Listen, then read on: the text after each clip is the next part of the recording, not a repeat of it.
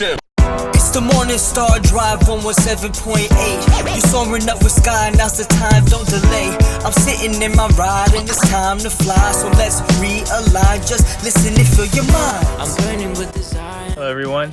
I didn't really expect to do a video today, but I'm glad that I'm here and that I'm able to have the chance to not just record audio like normal, but greet you guys face to face. So right now I'm in front of the Quadrinity pine tree, which I'm sure many of you guys have seen before, either in person or in real life. And yes, I guess it's no surprise, but I'm in Warmyeongdong currently, and I wanted to share this place. I think I don't know how much time I'll have in Warmyeongdong, but I really wanted to come to this exact spot. If you guys know where the Quadrinity pine tree is, right, there's a spot you can stand to get the best view here, and it's in front of the front mountain and the Mission Masterpiece, right, like overlooking everything. So yeah, that's where I'm currently standing, and I really want to come here because last year when I came here around 316 and before, we had a tour with one of the pastors explaining about the Quadrinity pine along with all the other works here. And for those of you who may not remember, this is the location where after 20 years after completing the Ambition Masterpiece, Sung was able to remember that this is where he received the design for the Ambition Masterpiece. Right, he had just finished praying, I think like around here or so, right, in this area. And as he was coming down from praying, he received the design for the Ambition Masterpiece here, right? Like instead of doing the concrete steps, which he was planning to do, to erect the rocks up, right, in the majestic way that we see it today, right? And so, and he completely forgot that this was the place that he received inspiration. So actually he, there was this period where he was absolutely keeping the 117 prayer condition, right? And then it was to the point that he would rush over, right, to the 316 Memorial Hall whenever it was like about to be time, right? And so even if he had to use the restroom, even if he had to do this or that, he would run over and he would set the condition. And then after that, I think like after he set that condition for a while, like whenever he wasn't praying, he would come here to this mountainside and he would prune all of these trees, right? Each and every single one of them. Because like as he was like pruning these trees here, he realized that the trees, before they were pruned, they were blocking the view of the front mountain, right, in this side. And so the front mountain is the side on the east, and so that's where the sun comes up. And so before it was pruned, all of these branches were covering up the sun from coming up. And so he said, this is like, our flaws, right? Like, because we are the trees, right? We are the pine trees and we are the rocks in Warmyeongdong. So he was saying that in this way, when we have flaws, right, and our form isn't shown and we don't take care of ourselves, then we become like these trees that are covering up the sun. And we cover up God, right? His grace and the things that he shows us, right?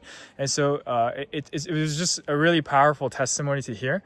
And it's really true, right? Because God, especially for us here in Providence, he's shown us so many things, and he makes us who we are. And through our actions, through our form being clear, and like our God-given qualities shining through, people can see God through us. But when we don't fix ourselves, when we don't get rid of our flaws, then it obscures the view of God that he wants to show to other people and that he wants to show the world, right? And not just that, right? In pruning the trees, what also happens is the form of the tree itself becomes clear too. So when we look at the Quadrinity pine tree, before it was pruned, right, if you guys know why it's the Quadrinity pine tree, right, it has those four long, like extended, not branches, but like trunks, right, going out, and that are like about the same kind of diameter. And there's four of them, right, representing the Trinity and us, and right, and the Trinity and 선생님, right. And it's a really valuable tree because if you see one of the branches, it curves all the way around to go towards the east to get sunlight. And so it's an incredibly valuable tree. But even this tree, before 선생님 pruned it, this form wasn't clear, right? It wasn't called the Quadrinity pine tree before 선생님 took the time to prune it. And Until that happened, the form of it wasn't clear, the purpose of it wasn't clear, the character of it wasn't clear. But when he did that, all of those things were made known, and it became so much more valuable. So each of us too, right? Like something says, like each day we grow in different ways, right? We grow in good ways and we grow in bad ways. Our branches grow to the left and to the right and all over the place, right? And so when that happens, we always have to prune. We always have to repent. We always have to grow. And I know that, just like everyone else, right? Like, when we live our life, sometimes we don't want to prune, right? And it's difficult to prune, and it's hard, right? And repenting is hard sometimes. Living a good life is hard sometimes. But when we do that, our form like shines through, and we become blessed. And not just that, we are able to see like a much greater thing. We're able to see God's will through our lives too. And so that was like the kind of the final realization that something he had after he pruned all of the trees here. And when he pruned all of the trees, finally the sun was able to come through again. Right, so not only was the form of each individual tree shown, but God's light, the light of the sun, was able to come through, and it was able to be shown like from here. And we didn't cover God's light.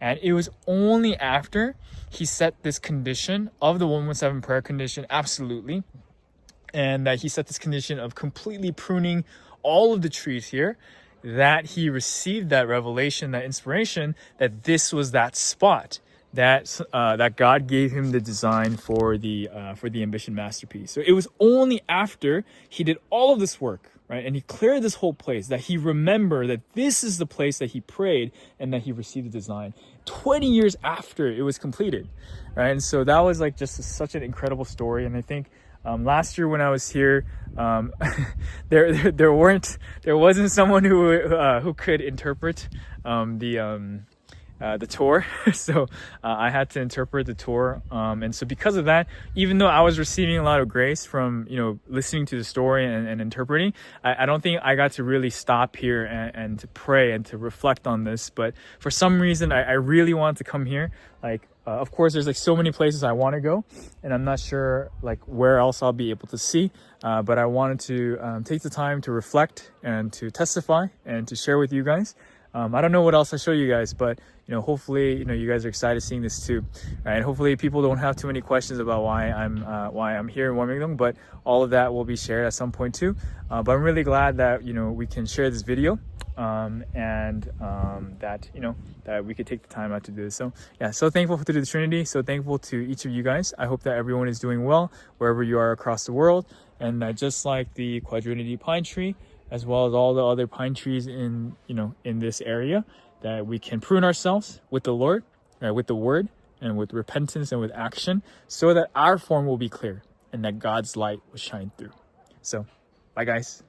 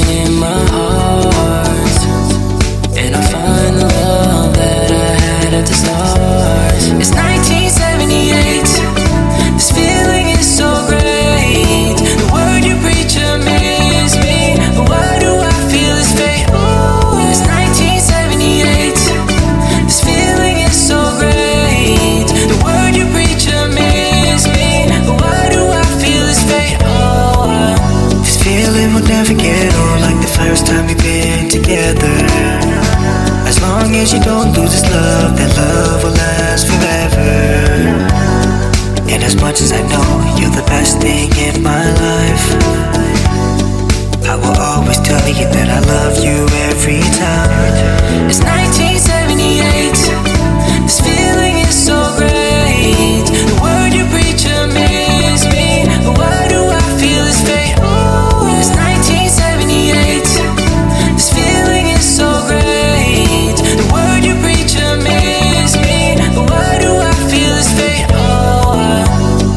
believing in fantasies but not God. And that's the problem, that's why they say that it's too hard. No matter how blazing your love may be, our meetings and conversations are the same, you see.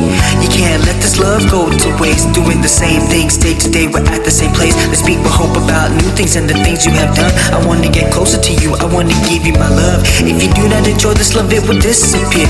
When your thoughts are hard changes, he will take away your blessing. Gotta find your form, find your mission, and just find your blessings. Let's just get back to the old days and find out the temptation. I wanna get to know you, I want to show you that I can give you the word in many places, many spaces. I have seen a lot of people come and go. You're gonna make it, do your absolute best to reach the final destination. Yeah, it's 1978.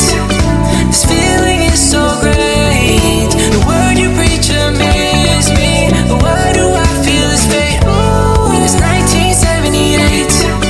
This feeling is so great. The word you preach amazes me. But why do I feel this fate? Oh, can I get to know you? I just wanna know you. Can I get to know you? I just wanna know you. Can I get to know you? I just wanna know you. Can I get to know you? I just wanna know you.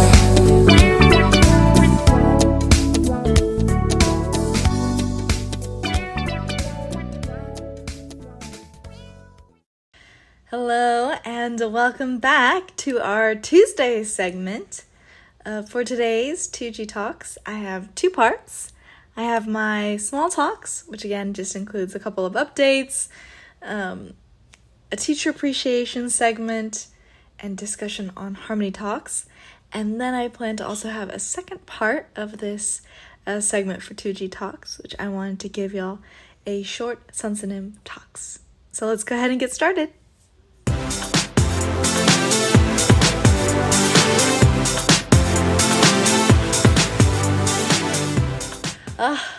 Hey y'all.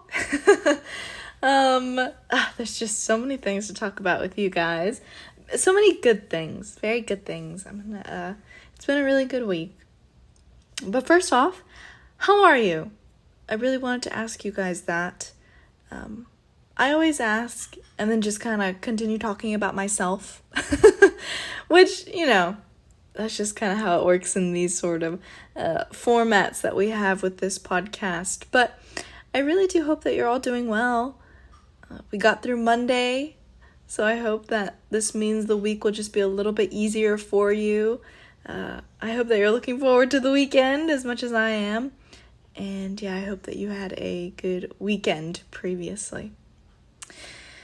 But yeah, we are officially, so this is my first part. We are officially in our countdown for our 2nd Gen Elevate retreat. Can you believe it?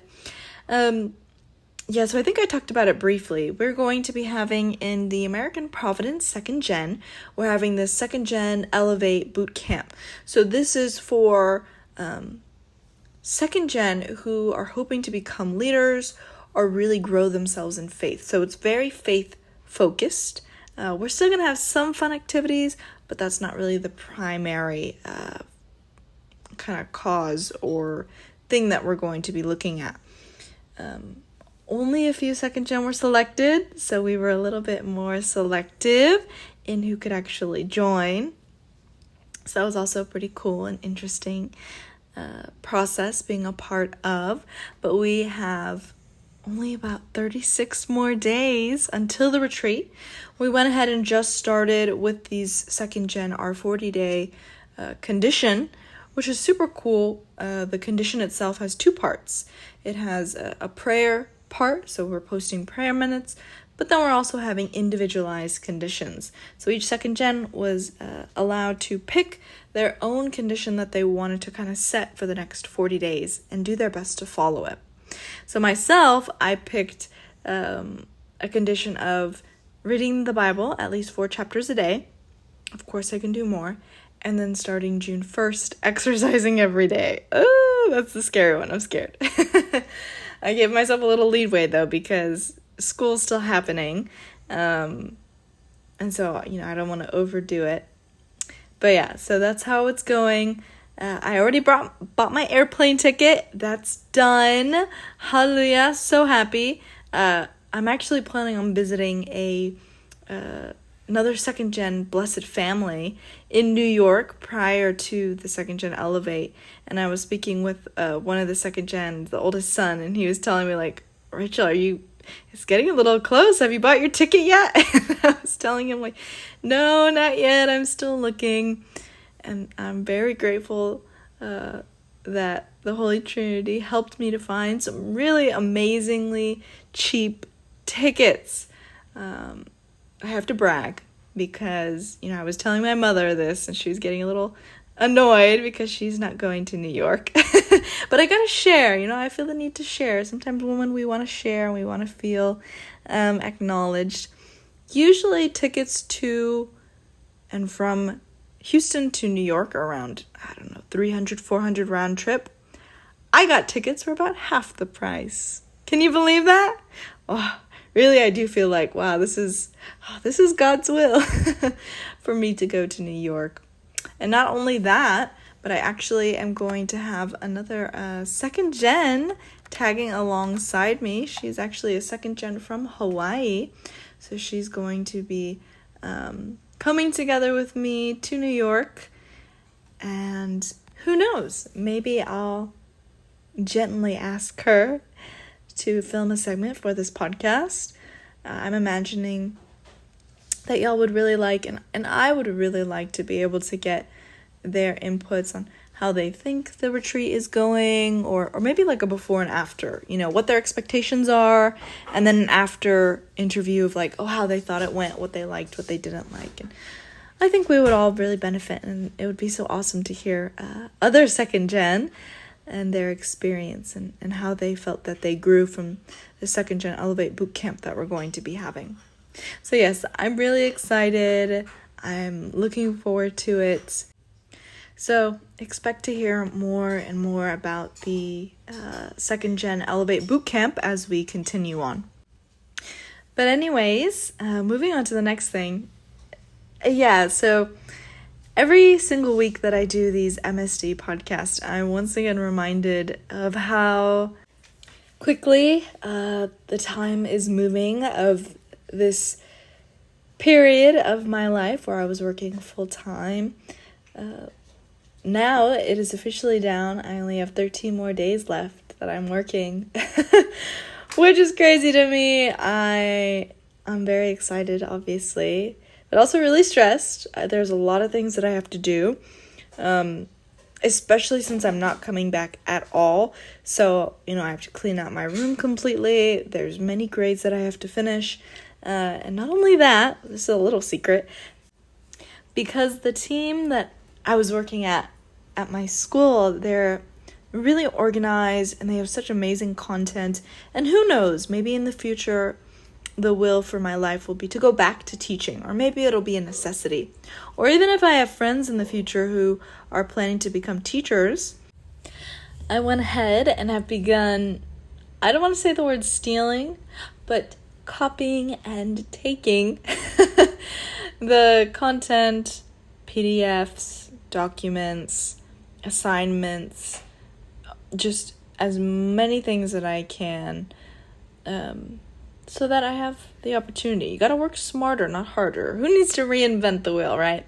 So yeah, there's just a lot of things for me to get finished with and wrapping up before I officially finish the school year. But my own Providence life has also started. There's a lot of things, many things are picking up in my personal life as well. For example, and this is kind of going into one of my topics that I have for today, I had my second harmony talk ever. I've only had 2, and I wanted to take a moment to dive into it a little bit more. I'm not sure, as a second gen, maybe you've never experienced a harmony talk before, because if you're anything like me growing up, I was always kind of quiet and I kept to myself, and so I knew in a sense how to stay out of trouble. Definitely not always, of course. But now, as I'm growing older and I've come out more of my shell, you have more interactions. And someone actually said something really interesting to me regarding interactions with people that I wanted to share with you guys here. They said that, especially if you want to work in ministry, which is what I really want to do, you should and need to become comfortable with having people reject you. I mean, that's just a reality of going out and trying to evangelize.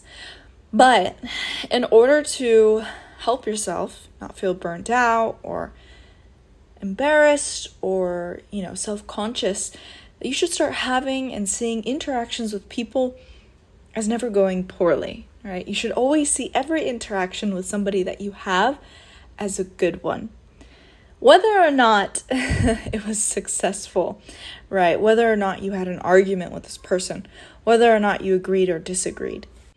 And I like to think, and perhaps I'm assuming, but I think Pastor Sky, who is somebody who has really succeeded and done well in ministry, kind of has this mentality in regards to interactions with people. So I wonder what he would think in regards to me just assuming this. Maybe he's never thought of it this way, but yeah, I think that's something that's really important to have, that mentality regarding people.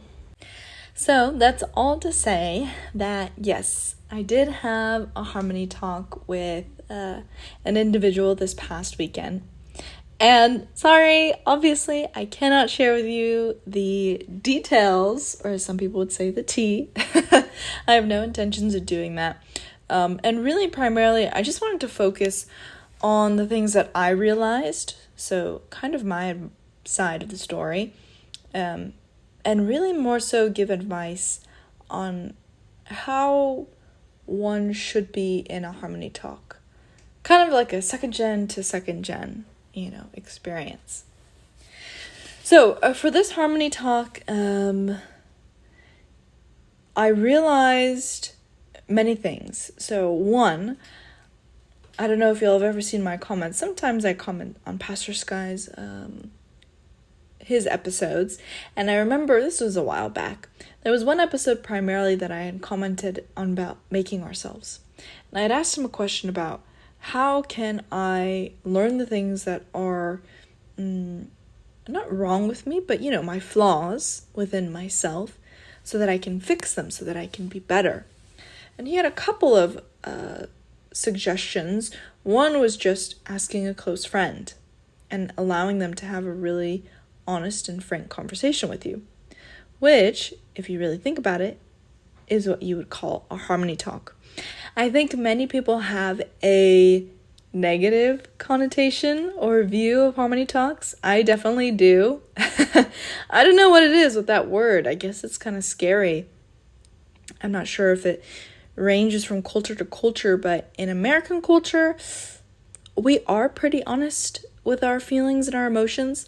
And I think we say and are more frank in our language and communications with people, one-on-one or just personally. But even harmony talk, it has a connotation of like really sharing your feelings and hashing it out, maybe even crying. And those are things that I am not 100% confident or, comfortable with. And I suppose many people aren't. But I know the purpose of harmony talks is really, at the end of the day, not to make people uncomfortable, but to allow there to be an environment or atmosphere where people can really truly share their heart in a safe environment. And so I think that's the primary thing that's super important. This harmony talk that I had, there was a mediator, and I think was super important because at first we weren't going to have one, but I really reflected and I thought about how it would go if we didn't have a mediator. And I'm someone who, I'm American and I'm part Mexican, so I'm kind of loud in some instances, and I can be kind of strong and forthcoming or very honest. And so to some people that might come off as me being really strong or forthcoming. And yes, that's probably true. And so I knew if I didn't have a mediator, this individual who is expressing to me their sincere heart and being vulnerable, I would probably feel the need to defend myself right away to make sure that they understood exactly what I was thinking at that time. So I realized it would be good that I need a mediator, because at the end of the day, everyone in Providence is not going after each other or trying to understand each other. And it was whenever I fully accepted that, okay, this individual is coming to me and wanting to have this harmony talk, not because they hate me or because they want me to apologize, but because they really want to understand me so we can work together better in the future. It helped me to kind of break down my walls, and I think allowed for the Holy Trinity to really work through this meeting. So yeah. Also, in preparation for this harmony talk, I really did think about how I would react. I did not ask them for what the topics were that they wanted to discuss, simply because, again, I think you have to reflect back on yourself. I knew that if I were to ask what the topics we were going to cover, I would start creating conversations and scenarios in my head. And I didn't want to do that. I wanted to go in completely empty of my own thoughts. And I think that's important too. Going into a harmony talk, you shouldn't have preconceived conversations, notions. I mean, if you are bringing something up, you definitely should have things planned out and how you're going to say it. I know some people feel like if I have something to say, I'm just going to say it as it is so that you can get the full honest truth. But I don't think that that's always the best way. And I know for a fact that that's not how Sansanim speaks to us either. If he was to really speak to us fully, and I think he said this in the messages before too, right? He's like, I can't speak fully to you, everything, because you just wouldn't understand. Or even, he called out America a couple of weeks back in the Sunday message about us not evangelizing. And I know a lot of the leaders here in America were kind of scrambling around and seeing how people were taking it and checking in on people, because they were really worried about how people reacted to Sansanim saying that. But he was just being honest. So imagine if he was, and I think that was him being really nice, to be completely honest. Imagine if he was even more honest, how it would be for people. So I think it is important, and Sansanim has shown us, and we have to model him. But we have to be careful with how we speak and how we say certain things. Next, I think something else that I really realized, and I don't know if you all feel this way, I realized, because I was thinking and praying about this harmony talk, and I realized something about myself is that I feel the need to always be right. And I don't know if you feel that, or if that's maybe just a human quality or instinct, that we always feel the need to have to be right. But it made me, once I acknowledged this part of myself, that I always felt the need to be right. And that meant defending myself or, not fully listening to this individual. I also had to acknowledge that although I felt the need that I was always right, that did not mean I am always right. And having to swallow that pill, this is a little embarrassing to say. But yeah, it was a little hard for me to just think hypothetically, even almost like that, the brain exercise of being wrong. It was a little difficult. It was hard. And going through that process of accepting that there may be things that I really do need to apologize for and that I really do need to change. But once I was able to acknowledge that this may be a case and scenario that happens, then I was reminded of that question I had asked Pastor Sky all those many, many months ago about how is it that I am able to change myself. And then I thought about the messages and how Sansam's always saying to change yourself and make yourself. It really only is through struggle and going through difficult times that we actually can see ourselves change. In the Sunday message, right, it said that we're going to have seasons of winter and seasons of spring. And sometimes God will just put us into long periods of times or scenarios or even short instances of difficulties and struggles so that he can give us something greater at the end. And that could be a multitude of things. It could be physical blessings, but I think it also can be, for example, something regarding this, how we can change and make ourselves to be better. When you're a better person, then you're naturally just happier. And so what's not a better blessing than being a happier individual, having a happier life? So that was just a couple of things that I wanted to share regarding the Harmony Talk. The Harmony Talk went really, really well, if you're curious. Actually talking to this individual about their essentially misunderstandings with me, their hardships and difficulties in communicating with me, it really made me think more about the reason why I do certain things. I'm somebody who, growing up, I was always afraid that people would figure out I was in Providence or in, according to people's, in their perception of the world, in a cult, which Providence is not. But I was always afraid of that. And so I never actively went out and tried to make friends. So even now, I'm not somebody who actively goes out and tries to talk to people or show that I care really, because I really keep to myself.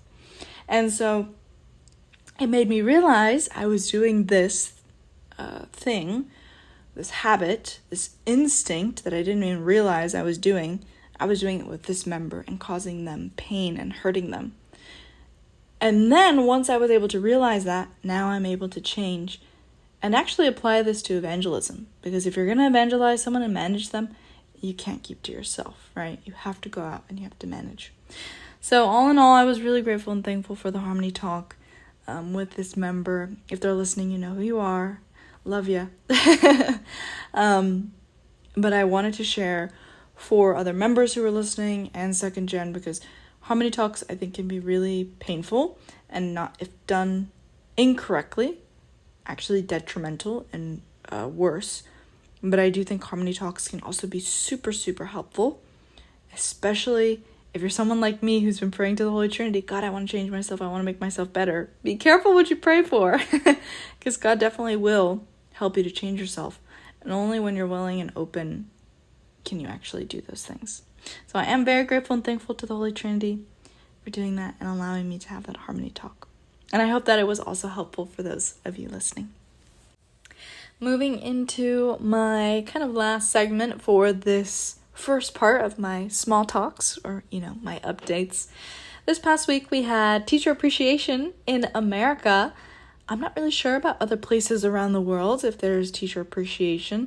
I know in Korea, there's a specific day for teachers, Teachers Day, which I looked it up. It's May 15th. Here in America, usually Teacher Appreciation just means that teachers across the nation get discounts on free foods at different restaurants. For example, if you're a Texan, you really know this location, Whataburger. It's like our iconic fast food place. It's almost like California's In-N-Out or Hawaii's Zippy's. I'm not sure what other states have, or even countries, your iconic restaurants or even fast food restaurants. I'd love to know which ones I need to try out whenever I start visiting and going to different places.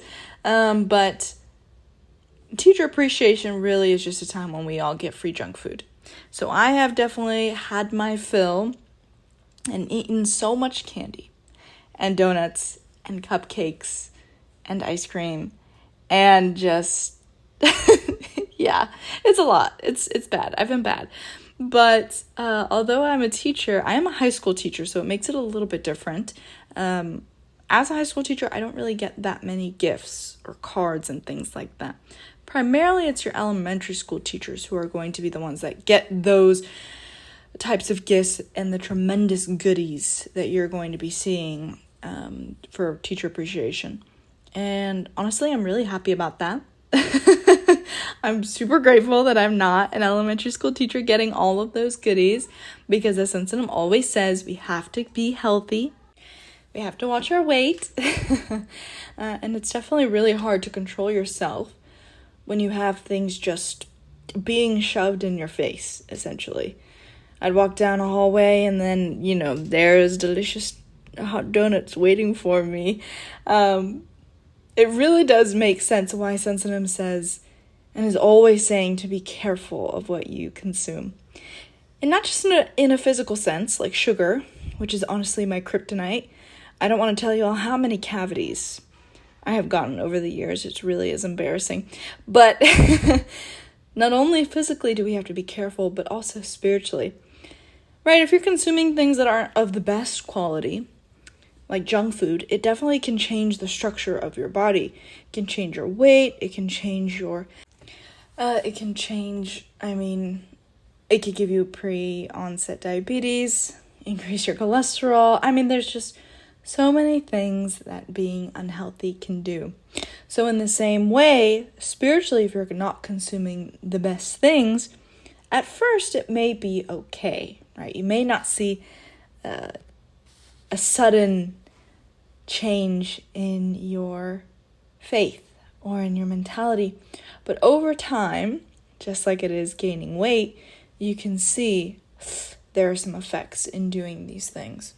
And so I wanted to take the time to kind of input and do a little bit of good, do a little healthy salad, spiritual food vibe, and take this time to give thanks to God for giving us the best teacher of teachers. I want to give Sensitive a teacher appreciation moment and time, because truly it is through him that we have learned the best way to live our lives and to live in the most joyful way throughout our lives. So what I'm hoping to do is have our comment section turn into a teacher appreciation thread or a post, however you guys would like to do it, of all of us just thanking our beloved man of mission. Of course, you don't have to, and of course, you can do it on your own time, in your heart, but I would really love to be able to see that interaction and community with you guys. But I'm going to go ahead and share mine right now, just a thanks to the Holy Trinity. So I'll start. Thank you, Sensitive, for teaching me about what life is really like, and especially opening my eyes to what true happiness and purpose is. Through your condition and your heart, I'm actually able to realize the Holy Trinity and connect with them more deeply than I could have ever imagined, and even more than connecting with a person. Seeing you, Sensitive, run with such pure love, passion, and drive to preach about God's love and for this history inspires me to be a better person, a stronger person, and so I will continue to always learn and grow according to your words. Happy early Teacher's Day! With that, I think that's actually a good segment into my second official part for this 2G Talks, which is my Sensitive Talks, which again is when I share Sensitive stories with you all so that we can feel even closer to him and really come to realize his heart, although I know many of us have not had the opportunity to meet with him ourselves or to follow him around. I actually do really enjoy doing these Sensitive Talks and gain a lot, especially as I do this research and share with you guys as well, because although I myself am alive during the time that Sensitive is alive, I've unfortunately not had the opportunity to meet with him and follow him around personally or even converse with him because we speak completely different languages. And, on the less positive side, more regrettably, when I did have the opportunity to meet with him, it was at a moment and time in my life where I didn't fully realize how great that was. And that's something that I do regret now quite a bit.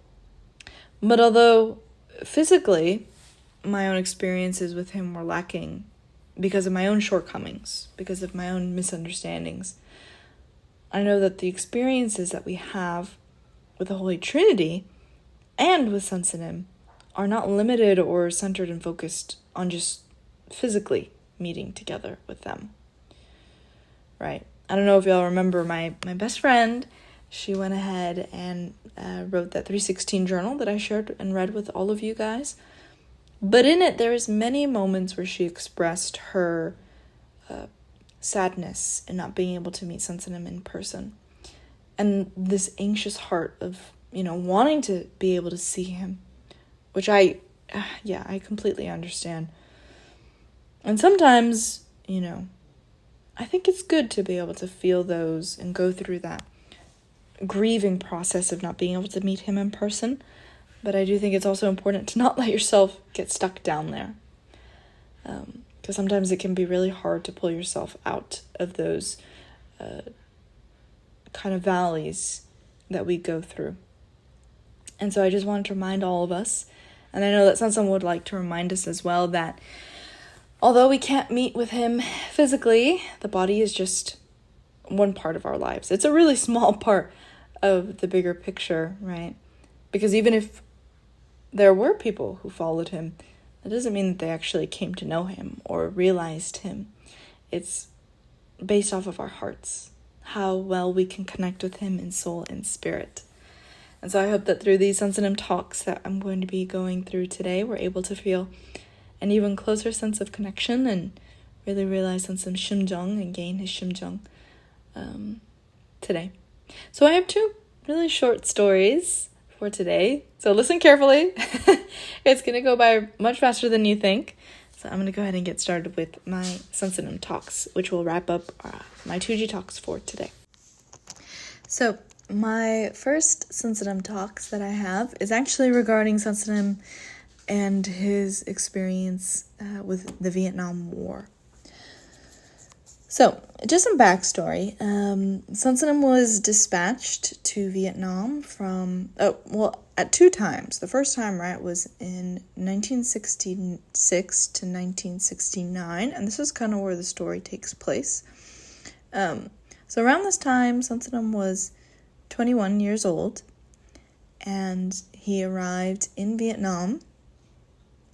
And on this particular story that we're looking at, he's going to be in the forest surrounded by a couple other soldiers.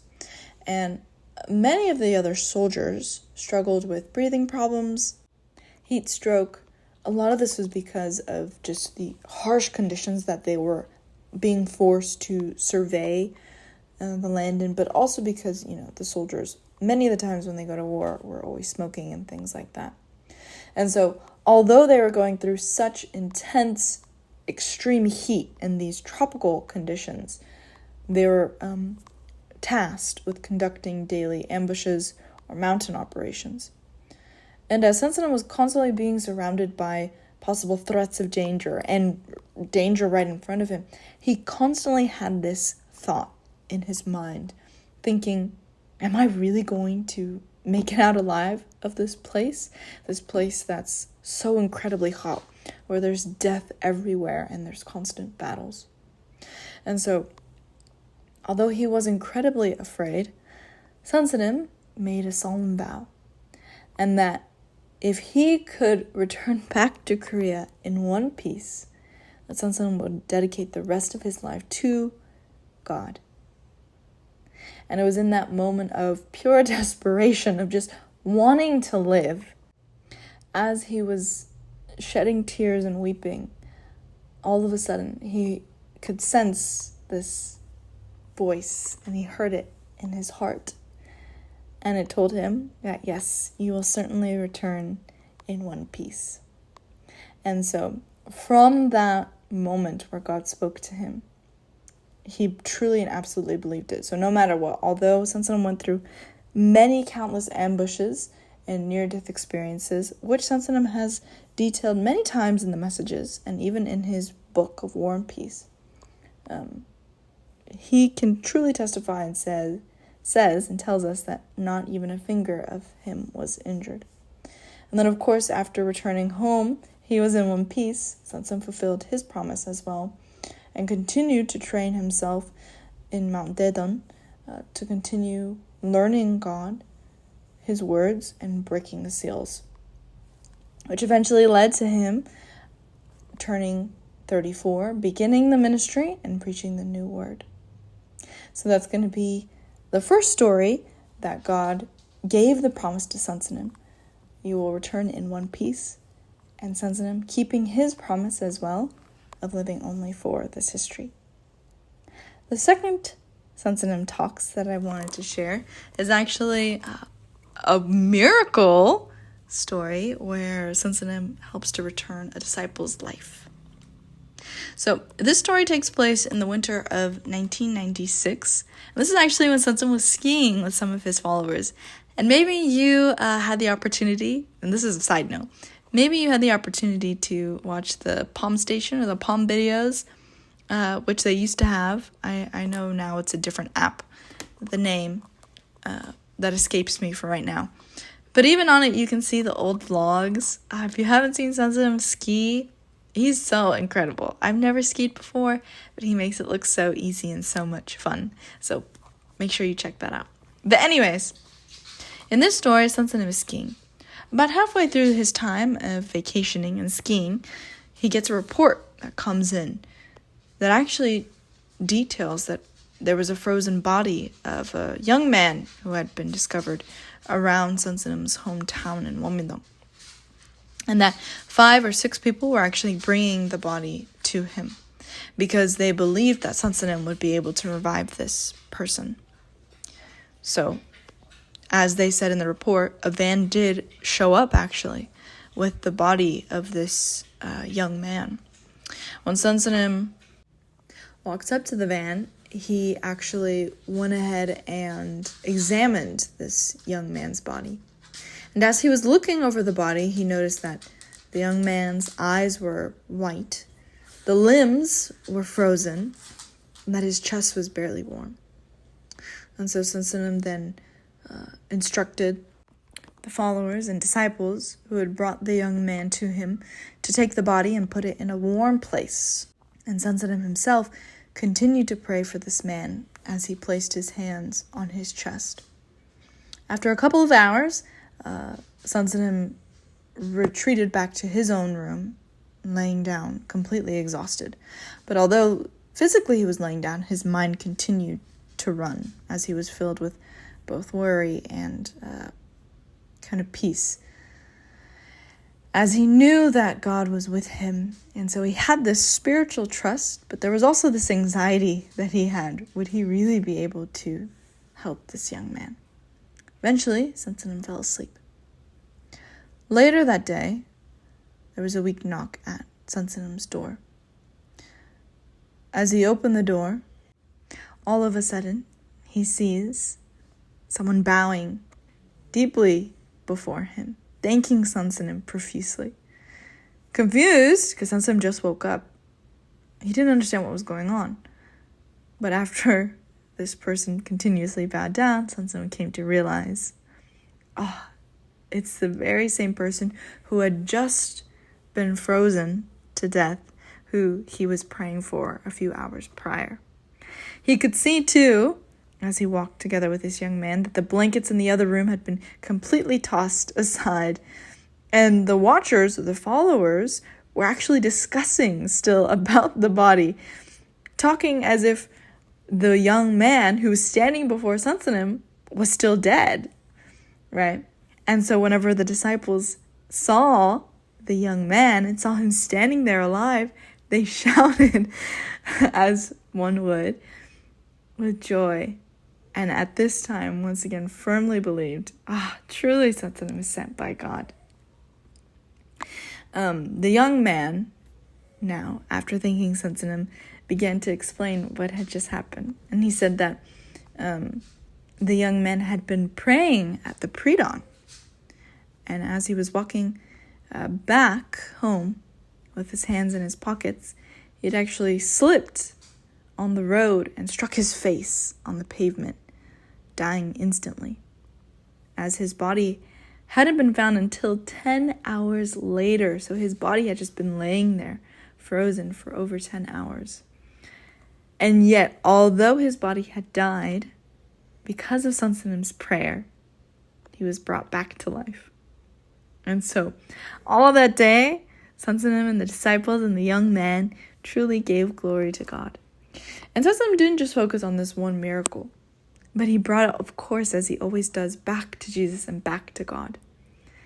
And explained how Jesus had said, right, if you have faith as small, even as a mustard seed, you can move mountains. And that it was through his prayer and that he had absolute faith in God. And that's how he was able to save the young man. And so we see this too, that Sesame is always teaching us and telling us that no matter how impossible the situation may seem, that truly nothing is impossible with God. So he reminds us again through his stories that prayer really always is the answer. And so this is my ending for my Sensitive Talks. But yes, I myself am someone who still struggles with prayer, either finding the time. Sometimes there are moments where I'm praying and then I'll fall asleep, which is the worst thing to do. But yes, I'm coming to realize more and more that really prayer is not just a conversation that you have with a being that you don't know or can't see or can't hear. Although I may not hear answers and responses right away from the Holy Trinity, I see that they answer me throughout my life, through other people, through the messages. So the time of prayer really is a time where I'm actually absolutely meeting together with God, which makes me so excited. It makes it like I want to pray in that sense. But it's keeping that fire and keeping that mentality and not losing it and not falling for prayer just becoming a formality in a sense. And I think that's something that Sensitive always really does an incredible job at, not making his daily life of faith become a formality, but always keeping that first love. So I hope that through these stories that we can keep the first love too. Although we may not have, incredibly amazing stories like Sensitive, we can learn and gain a lot of things through Sensitive stories. And he shows us that God is truly alive and working in this history, that God is here around us, that he helps us so that we don't die, even if we don't know we were going to die. Or he helps us to make sure that impossible things that we thought could never occur actually do occur. So I hope that you gained a lot from my Sensitive talks, but also through the whole 2G talks that we had for today. I hope you really enjoyed not just my segment, but also Eddie's segment, as I know he posted and shared with you guys a video. So with that, I'll go ahead and wrap up our Tuesday segment. As always, please feel free to like this video, leave a comment on anything. I would love to hear your guys' feedback, hear your stories, and just sharing, giving glory to the Holy Trinity. If you would like to share your own stories, please feel free to DM me or email Eddie and I at 2gtalks@gmail.com. So with that, I'll go ahead and end our segment today. Please, guys, have a wonderful rest of your Tuesday together with the Lord, and I'll talk to you guys next week. Bye. It's the Morning Star Drive 117.8. You soaring up with sky, now's the time, don't delay. I'm sitting in my ride and it's time to fly. So let's realign, just listen and feel your mind. I'm burning with desire and the passion. Nobody can stop me when I'm like this. I got my head in the zone, I'm on the Morning Star Drive, I'm burning with desire and the passion. Nobody can stop me when I'm like this. I got my head in the zone, I'm on the Morning Star Drive,